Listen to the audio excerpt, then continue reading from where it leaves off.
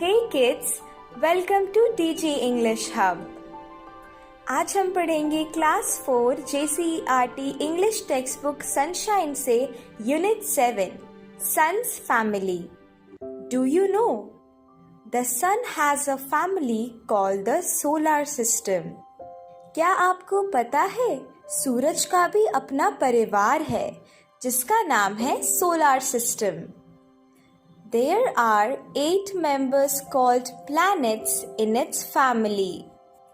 उनके परिवार में 8 सदस्य हैं जिन्हें हम प्लैनेट्स या ग्रह के नाम से जानते हैं. बच्चों, वैसे तो पहले 9 प्लैनेट्स थे, परंतु कुछ साल पहले सोलर सिस्टम के 9th प्लैनेट को वैज्ञानिकों ने सूरज के परिवार का हिस्सा मानने से इनकार कर दिया. The Earth on which we live is one such planet. अर्थ या पृथ्वी जिस पे हम रहते हैं वह भी एक ग्रह या प्लैनेट है. और क्या तुम्हें पता है, Earth is the only planet with human existence. पृथ्वी एकमात्र ग्रह है जिस पर इंसान पाए जाते हैं. है ना मजेदार? Let us know more about the sun's family. तो चलिए हम इस पोयम के द्वारा सूरज के परिवार के बारे में और कुछ जानते हैं. Mercury is very small, almost nothing at all. Mercury जो सोलर सिस्टम का पहला प्लैनेट है वह सूरज से सबसे करीब है और सबसे छोटा भी. वेरी स्मॉल यानी बहुत छोटा. ऑलमोस्ट नथिंग एट ऑल कहा जाए तो ना के बराबर. Venus is bright and near, earth we live here. Mercury के बाद जो 2 प्लैनेट्स हैं उनके नाम है वीनस और अर्थ. तो बच्चों, Venus is bright and near. यह ग्रह चमकीला है और हमारी ग्रह के नजदीक है. अर्थ वी लिव हियर और पृथ्वी जिस पर हम रहते हैं. Mars is red like fire, Jupiter has an eye there. अगला ग्रह है मार्स जो एक आग के गोले की तरह लाल है. फायर यानी आग और रेड यानी लाल. Jupiter has an eye there. बच्चों, जुपिटर सोलर सिस्टम का सबसे बड़ा प्लैनेट है और उसकी सतह पर दाग उसकी आंख की तरह दिखते हैं. Saturn has rings of dust and stones on it's crust. अब बारी आती है सोलर सिस्टम की सबसे सुंदर यानी ब्यूटीफुल प्लैनेट की, और वो है Saturn.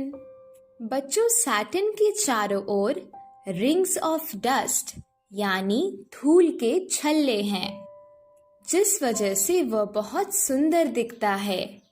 And stones on it's crust और उसके सतह के बाहरी परत पर पत्थर दिखते हैं. अब आते हैं सूरज के परिवार के आखिरी 2 सदस्यों पर. Uranus Neptune far away, we have not gone away.